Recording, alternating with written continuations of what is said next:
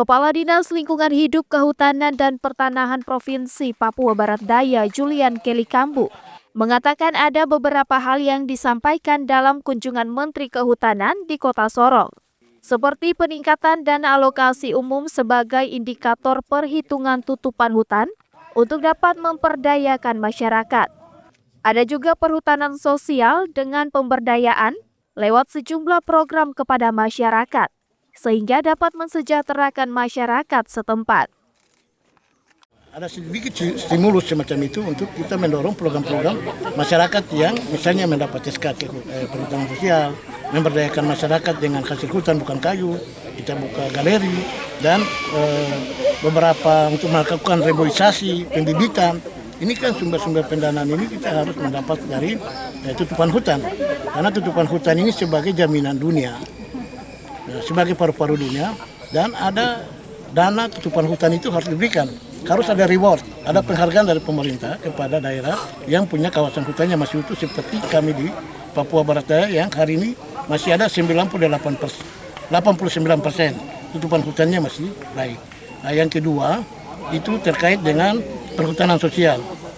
Kita punya SK perhutanan sosial yang semakin banyak, tapi kita tidak bangga hanya mendapatkan SK perhutanan sosial. Tapi SK ini bagaimana kita dapat menindaklanjuti itu dengan memberdayakan program-program kepada masyarakat.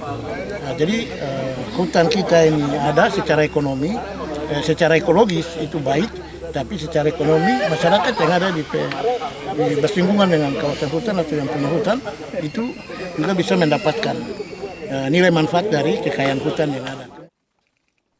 Sebagai langkah awal, Menteri Kehutanan Raja Joni Antonio menyerahkan surat keputusan perhutanan sosial kepada 12 kelompok masyarakat adat di Papua Barat Daya dengan total luasan hutan sebesar 33 hektar. Karena tidak hanya baik secara ekologis, melainkan perhutanan sosial bermanfaat secara ekonomi. Salah satunya dengan program pemberdayaan kepada masyarakat.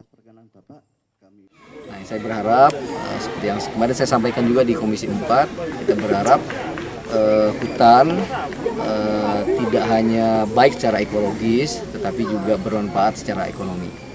Nah, itu yang kami berharap tadi, kami titip juga Pak Kadis, setelah pilkada terutama nanti tentu ada program-program pemberdayaan terhadap masyarakat tadi. Hutannya sudah ada, asetnya sudah ada, tinggal aksesnya. Mau ditanami apa, ya, nanti juga Ibu Dirjen mungkin bisa mensupport bibit-bibit apa yang perlu ditanam. Ya. Tim Liputan Kompas TV, Sorong, Papua Barat Daya.